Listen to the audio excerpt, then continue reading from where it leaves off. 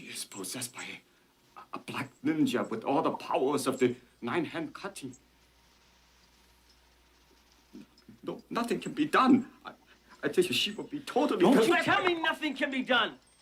I want you to help her. Sorry. I cannot. Welcome to Film and Page. I'm Dominic, and in this video, I'm going to be talking about the 1984 film Ninja 3: The Domination, starring Sho Kosugi as Yamada, Lucinda Dickey as Christy, Jordan Bennett as Secord, and David Chung as the Black Ninja. Written by James R. Silk and directed by Sam Furstenberg. And produced by Canon Films. So this movie is actually the third part of a trilogy, and it's known as the Canon Films Ninja Trilogy Anthology Series. The other two films included in this is Enter the Ninja, that came out in 1981, and Revenge of the Ninja, that came out in 1983. And all three of these films star Sho Kosugi in them. So if you're a kid back in the 80s, you'll remember how popular ninjas were. Back in the 1980s, for whatever reason, ninjas were so popular. They were like insanely popular. I remember being just fascinated with them when I was a kid, and most of my friends were. They were like super popular. And almost every 80s toy line had some kind of a ninja incorporated into it, whether it made sense or not. The first toy line I can remember that had ninjas was G.I. Joe. You had Snake Eyes, and then you had Storm Shadow, and you had other ninja characters in there. And they were always like the popular characters too. A lot of people always wanted the ninja ones. And then even Masters of the Universe jumped on the ninja bandwagon eventually, and they introduced the character of Ninjor, who was the evil ninja warrior that worked for Skeletor. And then, of course, who could forget Teenage Mutant Ninja Turtles came out in the 80s. A hugely popular toy line that has never gone away, has been on the toy shelves, has been popular ever since they came out in the 1980s.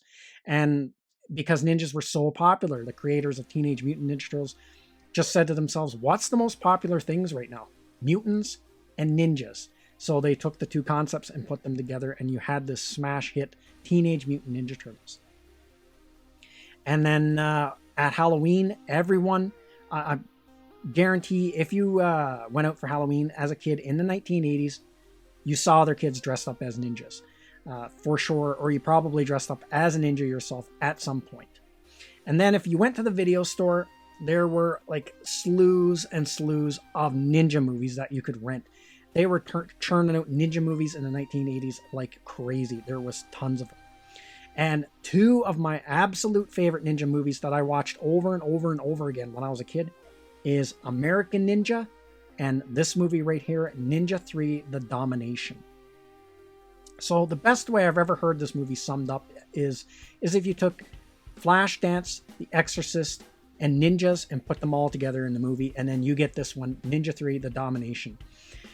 Because even the girl they cast to be in this movie looks like the girl that was in Flashdance. So once it's pointed out, you can't unsee it. Even there's quite a few similarities with the two characters. They're both dancers by night, and then they both work in like a trade that's mostly dominated by men.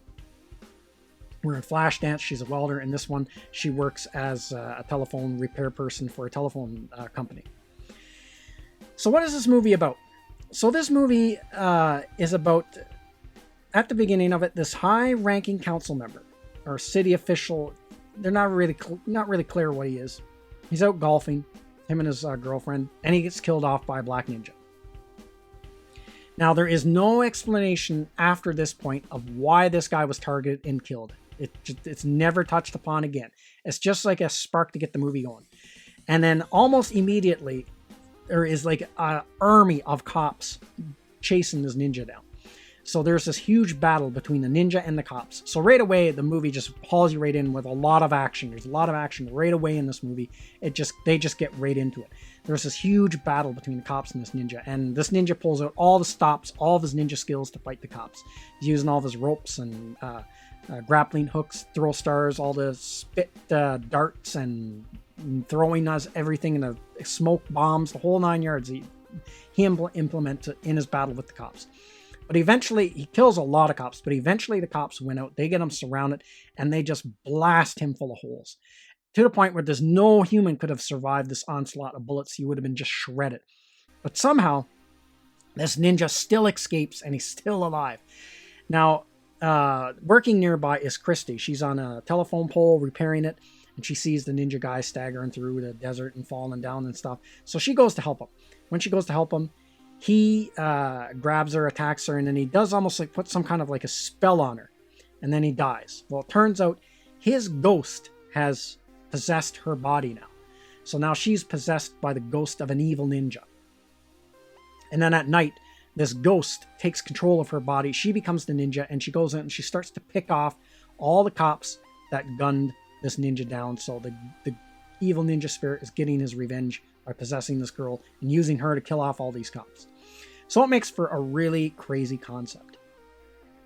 Now, some of the things I like about this film is I love the beginning, especially the scene where the evil ninja pulls up and his secret ninja, and I thought this looked really cool when I was a kid, and when I was rewatching this movie, it still looks good. They still did a really good job like shooting this, how it looks, because it's at sunset, or it's actually like early dawn, and he goes up into this cave, and that's where his secret ninja hideout is, and he pushes back this large rock, and it's almost like a table hidden, disguised as a rock, and the table's illuminated like white underneath, and all of his ninja weapons are laid out there, and that's where all of his ninja gear is kept. So when he comes back out of the cave, he's into his full ninja suit. So I always thought that was like a really cool thing, and I thought it looked cool as a kid, and even rewatching it as an adult, I thought that still looked really good and it was shot really well. So there's that. And then I always like the sequences where she gets taken over by the ninja. Some of them are kind of cheesy, but when she's actually in her ninja gear and she goes out and knocks off the guys, some of those are pretty good. And probably my favorite assassination that she commits in this movie is the hot tub one, where she turns her ring around and she has like a poison dart on her ring and she kills the cop and then kills the other two girls in the hot tub with them. That's probably my favorite assassination in this movie. And then, of course, you have Sho Kosugi in this movie. He does a fantastic job. He comes there because he gets called there to deal with this ninja because they got a past history together. And then he figures out, well, this ninja's dead, but there's still guys being killed, so he puts two and two together, so it must be this evil ninja spirit still on the go. Now, the worst part of this movie... Now, to be honest, this is a cheesy movie. There's no way around that. But the worst part of this movie, and it's the hardest part to watch, is the character of Secord, the cop, who ends up becoming Christie's boyfriend in this movie. So after the ninja is killed, she goes to give a statement to the police, and immediately the Secord guy hits on her hard. Like, he's got the biggest hard on for this chick in the world, and he's hitting on her relentlessly and hard.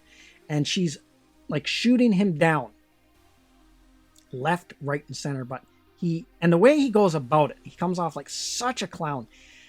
It's you feel embarrassed for the characters, the way they're acting, so it's hard to watch. So this part of the movie, and I can't really say it's something that doesn't age well, because I think this would have been stupid back in the 80s as well when people watched it. Now, when I was a kid, that went right over my head. I didn't even pick up on that. But as an adult, it's hard to watch.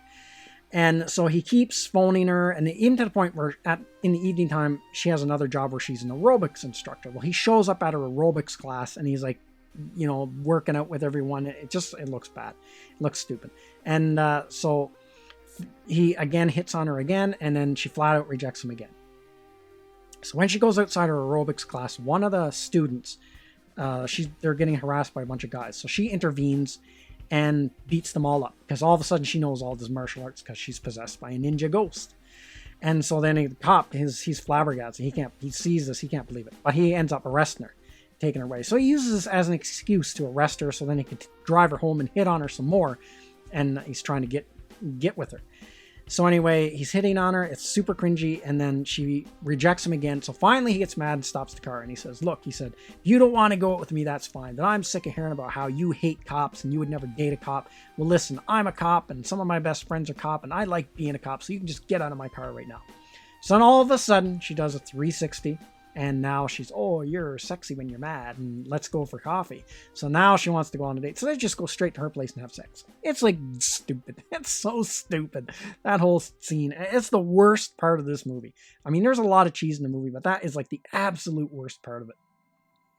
And it's the hardest part to watch. Once that is over and they're actually boyfriend, girlfriend, then it's not so bad because he's not trying to hit on her, and being really cringy. So it gets better.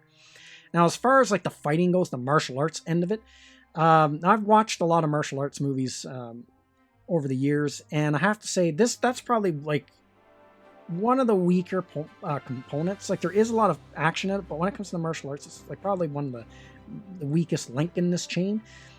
When you compare it to other martial arts movies, so when you compare it to, say, like Drunken Master 2 with Jackie Chan, like that has mind-blowing martial arts fights in it. I've seen even other martial arts movies that came out in the 80s, even other ninja movies that came out in the 80s. The martial arts is way better. I could rattle off so many other movies that have way better martial arts in it. I think why this movie is elevated up so much as a cult classic, and why people talk about this movie so much after all these years, and why it's so many why it's so many people's guilty pleasure, it's just the insane concept of it, of this girl being possessed by this evil ninja ghost, who is this girl who's basically a ripoff of the girl from Flashdance that gets taken over by ninja ghosts. It's just a crazy concept, and it makes for such a crazy movie to watch. So I have to say, after rewatching this movie again, after having not seen it for so many years, I have to say it was really fun to watch. A lot of cheese in it, but to sit back, have a few drinks, and watch this, and don't take it too seriously, it's really fun to watch. And if you're a fan of ninja movies from the 80s, especially if you're a fan of canon films and ninja movies and martial arts movies from the 80s, this is a must-watch. You have to watch this movie. It is a fun movie to watch. So that's everything I got to say in this video. Let me know what you think in the comments section, and I will see you at the next one. I'd like to say thank you to all of my subscribers. I appreciate you all in helping this channel grow. If you're new to the channel, don't forget to like, share, and subscribe. Also, don't forget to hit the bell icon so you'll be notified when new videos are uploaded.